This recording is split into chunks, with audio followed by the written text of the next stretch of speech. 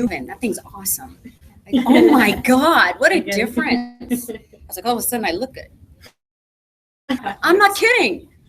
Yeah. All right.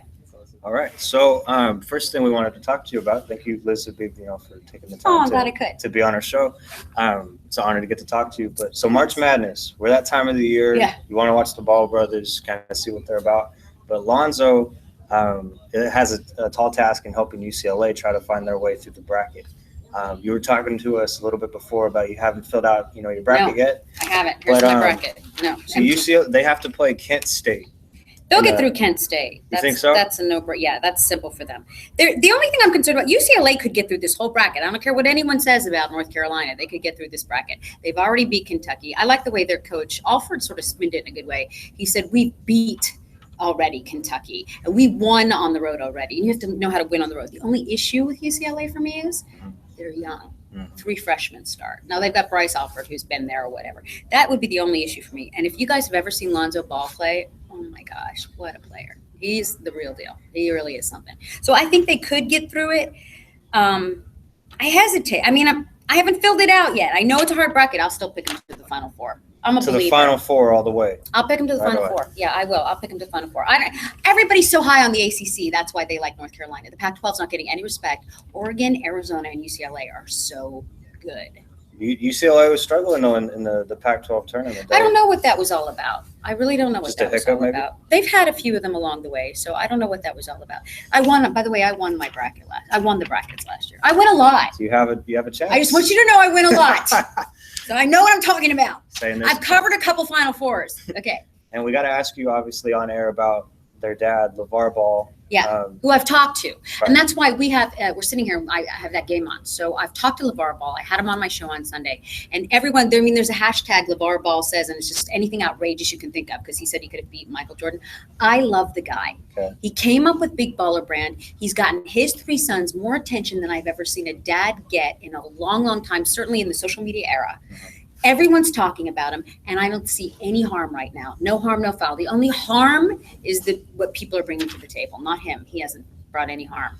So what he says outrageous things. Everyone should be so bold. Say something outrageous. Even if he wants a $1 billion shoe deal? Good for him. For all of his kids? Why not? Why not? He should say it. His youngest son, Mello, has how many followers you got on Instagram? Okay, you know what his sophomore in high school son has on Instagram?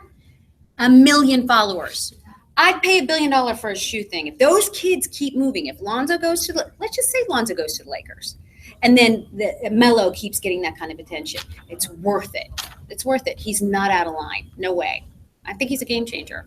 And everybody else is ridiculous. Now, listen, if there's some evidence that comes up that he's abused his children, sure, but there's none right now. So it's stupid, the comments being made. So does Lonzo need to do anything special in this tournament? Be himself. He's great. I think he leads the Pac-12 in assists. And have you ever seen Lonzo Ball shoot? I mean, first time I ever saw Lonzo Ball shoot the ball, I was like, whoa. Mm-hmm. I mean, I was like, was that going to go in? Takes you a second. What was that shot? It kind of it's like kind of weird. And then he flings it up from like all ends of the earth. But that's what basketball is now. And his dad said, LeVar said, I didn't try to correct their form. If it goes in, who cares how bad the form is? And so he just has to be himself. He's so good. And as a whole, UCLA has to play defense. So, yeah. And then we wanted to ask you, too, about USC. They got to play Providence. Yeah. What do you think about that whole matchup? Being a first four, too. I didn't like that they were first four. I think they should have been in the tournament. I think they got I didn't like it. But you could say that about a couple other teams. That's the thing about the tournament. I don't think the Pac-12 gets enough respect. I know there's the metrics and the weighting system or whatever that shenanigans is. But, okay, play in against Providence. They played them in the first round last year. It was a close game the entire time. Do you remember how they lost? Did you watch the game last year? They lost at the last second, right, on the inbound pass because they were stupid and they didn't, right? It's like, come on. Yeah, no brainer. You have to cover everybody. I think that there's a chance they win. I think that their big guys are bigger. I think that SC's big guys are bigger. And I think that might be the thing. They're so inconsistent, though. But I'd pick them. I'm picking them. So you haven't beating them. Yeah, I haven't looked. What happens where are they on the – I don't have the play-ins here. So where are they? Where would they be? They would play SMU. They would play SMU. Next. They beat SMU in November. I don't love they have to replay SMU. They might just get into that first round. That's the problem. SMU's a much different team than they were back in November. Believe me, they're a much different team. So that's a tough one. That would be a tough one for them. And you haven't seen enough consistency out of SC. Yeah. So that's what I think. Go SC though. I want them to win.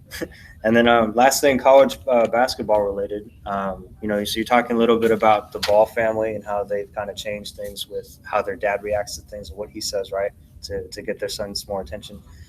Is there anything else that you've kind of taken away as sort of something new from this season that you maybe haven't from others? UCLA? Just across the board. Just on their team in general, they're Mhm. playing a much different style of basketball than they have in Alfred's last couple of years. First of all, he got the players. He's got TJ Leaf. He's got Lonzo. He's got the other Anik Bogu. And these guys, he lets them ball, man. He lets them go out on that court. He lets them run and gun. He lets them shoot threes. He lets them go. They don't set up anymore. And that really is what basketball is becoming now. I mean, the Ball boys learn from a young age to shoot. There are some old school coaches who believed in that, but Alfred has now instituted that at UCLA. And you know what? Their attendance up at Poly Pavilion was at its best. They had their best attendance, I think, since 2000. Was it 2005? The year after they last won the national championship. So even though they went to the Final Four, no, it's not 2005, it's 95. I apologize, 95. In 2000, even they went to the Final Four 3 times in a row, their attendance is better this year than it was those 3 years in the early mid-2000s. So it's a big deal. Exciting basketball. Yeah. Instead of old Ben Howland set up and Big Ten boring basketball. That's it. And that contrast is interesting. You mentioned it's a good way to segue to what I wanted to talk to you about next with the Lakers. Oh, with those front office changes. Oh, that's good. They needed to. Does that make them more exciting? Does that allow for what kind of breathing room does that give them? Putting Magic in. Well, they needed to do something. Yeah. I don't know how the other players in the league will take it. If the other big players in the league, and I'm talking marquee players, I'm not talking good players, I'm talking marquee players. Would you say Paul George is in that? Paul George is a marquee player. Chris Paul is a marquee player. Blake Griffin. Okay, and I'm bringing up Chris Paul and Blake Griffin for a reason because they're coming into free agency. Absolutely. If those players will entertain a discussion and actually talk about it, and I think they will because of Magic and Rob Pelinka, by the way, they all know Rob Pelinka, who's the general manager, then yeah, because I don't think that they were talking to them. We all know for a fact Kevin Durant wouldn't talk to them, right? Mm-hmm. By the way, Kevin Durant's back in the discussion too. He's, I think, is an option here. So, yeah, they needed to. They had to. And you know who else makes a huge difference? Luke Walton is a game changer. And they needed to change the head coach, and they got that. They didn't have a choice.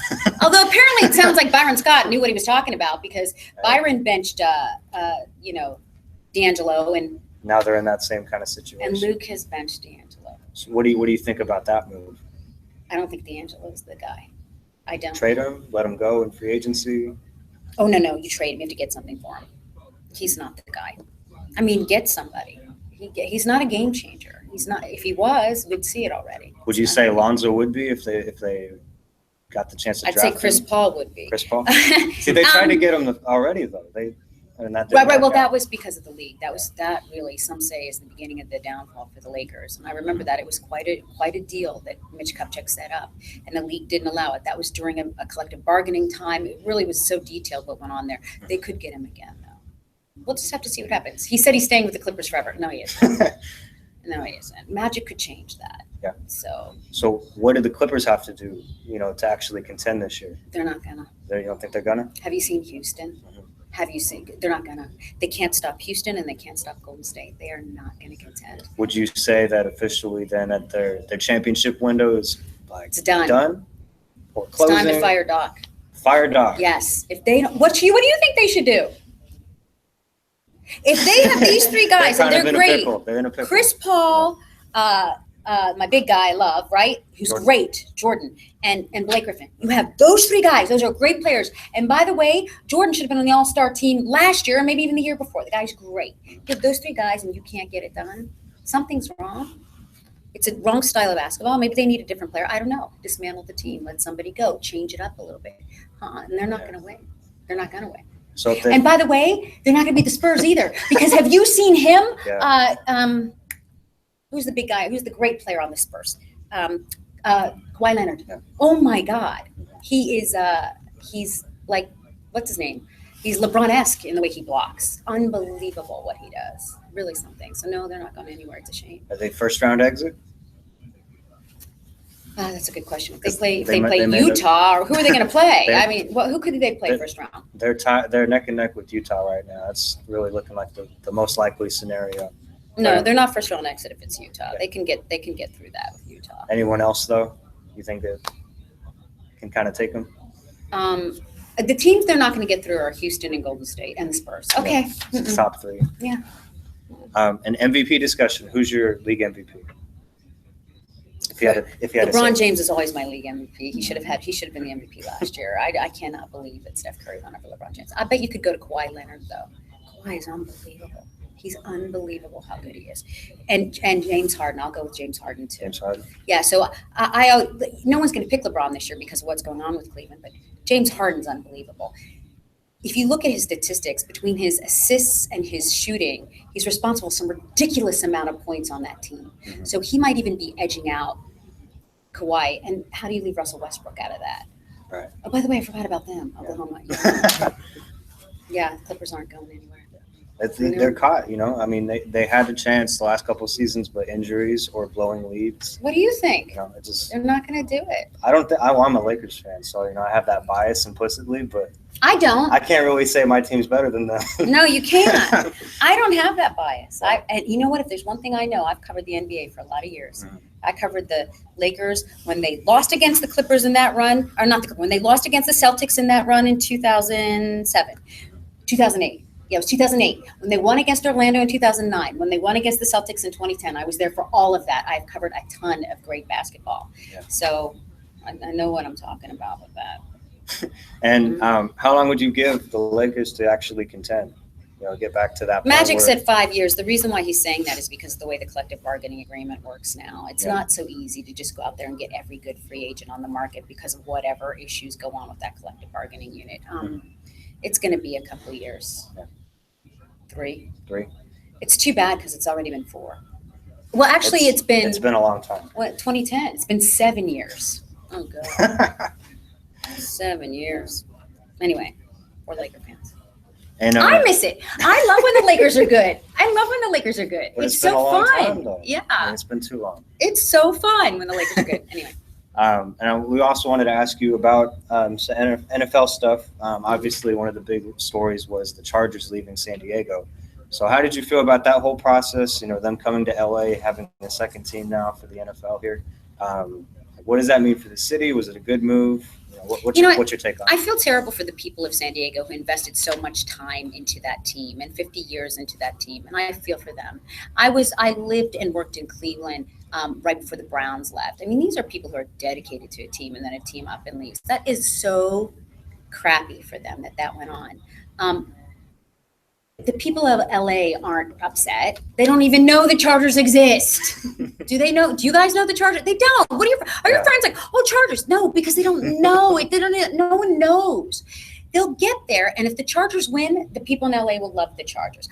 Honestly, from the bottom of my heart, the team that should be in Los Angeles is the Raiders, okay? They're not here. For whatever reasons with the league, for whatever reasons with the owners, and believe me, those are the reasons with the owners, the Raiders are the team that should be here. Okay? Why them over the Rams and Chargers? Because that's this fan base in this town. This town loves the Raiders. Mhm. They love the Raiders, and that's why the Raiders should be here. But they're not, and so that's it. So anyway, the Rams came back. I had no issue with that. I couldn't believe the Rams ever left. But the Chargers, it's really a sad deal. But in the meantime, it'll all be okay if they win. If Win for LA. That's a big if, though. They have a lot more stars on their team than the Rams do. Yeah. Even though they only went 5-11 last year, but they have a lot more. But what do you think the Rams should do differently this next season? Is there anything that they can do to try and? They already started. They got themselves offensive line and off at Whitworth. That's good for Jared Goff. Mhm. They need receivers. I like all the moves they're making. Kenny Britt, go. Let them go to Cleveland. Goodbye. I mean, this guy dropped the ball I don't know how many times. And I know he set records or whatever. They didn't have much choice. Yeah. Let me think, what else did they do? Their defense will be great. They have good players on defense. They made some changes in free agency. They'll be fine. And what do you think about like the uniform changes? Are you a fan of the white? I don't really care. You don't care? No, one way or the other, I don't really. I think they're all fine. I know that the fans love the old, and you know what I know. You know what I know about the old blue and yellow or whatever they call those colors. They look great on television, so they should go back to those. Because whatever looks. Because make no mistake about this. This is really what I believe about football and any sport. Yeah. Ultimately, it's one big production and stage. It's a TV show. Mhm. It's not for what you go to and see and sell tickets. It's a TV show. So amazingly, it goes off without a hitch every single week. All those games go off without a hitch. 16 games, make no mistake about it. Whatever looks good on television is what you should go with because that's what sells. So I think they should go back to the blue and yellow. Whatever they call it. What do they call it? Some say blue and gold, some just say the retro. There's people on Facebook that argue, oh, it's the way the uniforms are supposed to be. So they say like any uniform that came after that, it's just Right, kind of I like know. Everybody gets all uptight about the uniform. They do. I'll tell you a funny They story do. about that. They do. What does that say on there? You It's can just probably. like that. I'll tell you a funny story about that. Here's what happened during training camp. Mhm. Okay, I was talking to the equipment guy. His name's Jimmy at the Rams, and I found out that for the game against the Seahawks, they were going to wear. They were twice in the season. They were going to wear those throwback uniforms, right? So Jimmy tells me they're going to do it. And we're having this little conversation. I'm like, oh well, that's big news because I know how fans take that kind of news. So I go over to do my live shot. And I'm going to go, hey, guess what I just found out?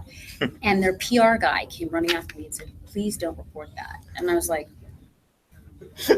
why? Really? I mean, it's like he's like, well, when news comes out, we'll make sure you get it big. Well, they never gave it to me big. The news was never that big a deal. I don't know why he stopped me from reporting that. It was so weird. But I gave him that. I didn't report it. I gave him that. Don't ever do that. I will never do that again because they didn't give me any damn thing and got mad at me when I reported the truth. Don't ever do that if you ever become a reporter. Report what you learn. Okay, so anyway, make them give you a good reason. Sometimes you give things up a little bit so later they'll come back when you really come at them with something important. And that's what I did, but they didn't do anything. So anyway. Thank you for taking the time to just join us on a little podcast. We love That was hearing your good. thoughts. Nice and fast. Yeah, well, thank you. All that travel for that? It was so fast.